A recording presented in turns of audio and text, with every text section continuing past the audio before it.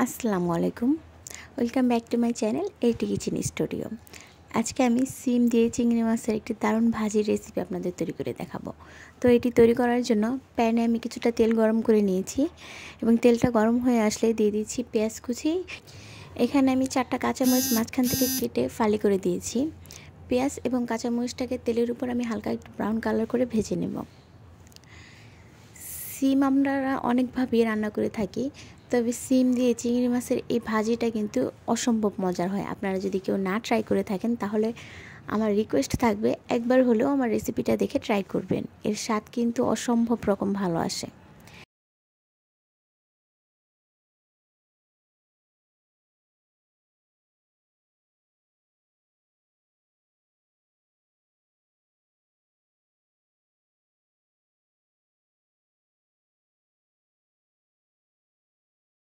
মশলাগুলো এক এক করে অ্যাড করে দেব। প্রথমে দিয়ে দিচ্ছি হাফ টেবিল চামচ হলুদের গুঁড়ো এবং দিয়ে দিচ্ছি হাফ টেবিল চামচের কিছুটা কম মরিচের গুঁড়ো। এখানে কিন্তু মরিচের গুঁড়োটা কম দিতে হবে।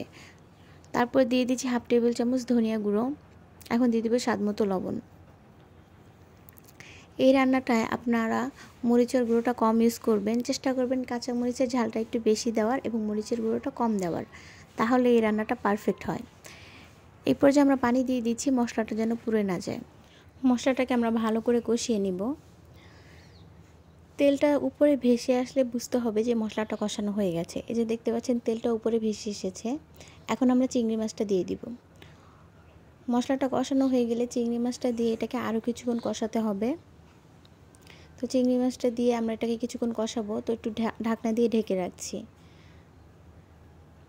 এই যে তেলটা প্রায় উপরের দিকে চলে এসেছে, আমার মশলাটা প্রায় কষানো শেষ। এখন আমরা সিমটা দিয়ে দিব।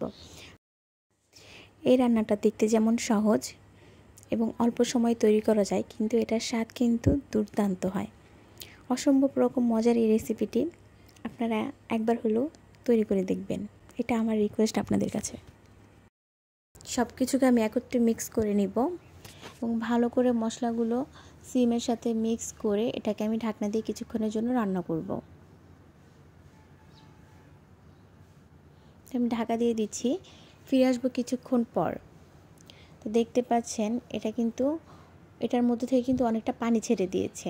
ঢাকনা দিয়ে কিছুক্ষণ রান্না করলে দেখবেন যে এটার মধ্যে থেকে পানি ছেড়ে দিবে।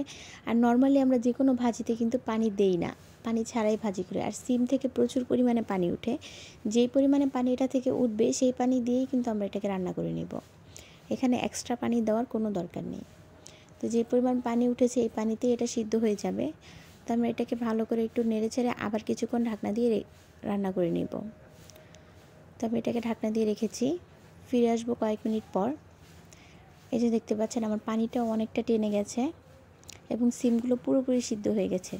আমি জাস্ট আরেকটু এটাকে কিছুক্ষণ ভেজে নিব যেন পানিটা পুরোপুরি শুকিয়ে যায়, মানে ভাজিতে কোনো পানি না থাকে। যখন পুরোপুরি তেলটা ভেসে আসবে, মানে ভাজির গায়ে কোনো পানি দেখা যাবে না, তখন বুঝতে হবে যে আমার রান্নাটা শেষ। এই তো আমার রান্নাটা প্রায় অলমোস্ট শেষ হয়ে এসেছে। আপনাদের কাছে আমার একটা রিকোয়েস্ট, যদি আমার ভিডিওটা ভালো লাগে প্লিজ একটা লাইক দিয়ে দিবেন, আমার চ্যানেলটা সাবস্ক্রাইব করে রাখবেন এবং বেল আইকনটা প্রেস করে রাখবেন আমার পরবর্তী ভিডিওর নোটিফিকেশন পাওয়ার জন্য। তো আজকে এই পর্যন্তই। আপনারা যেখান থেকে আমার ভিডিওটা দেখছেন সবাইকে শুভকামনা জানিয়ে আজকের মতো বিদায় নিচ্ছি। আল্লাহ হাফেজ।